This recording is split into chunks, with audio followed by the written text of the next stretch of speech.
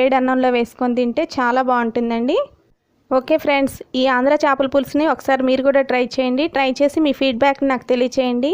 నా వీడియో కనుక నచ్చినట్లయితే లైక్ చేయండి, షేర్ చేయండి, సబ్స్క్రైబ్ చేసుకోండి. Okay, thank you.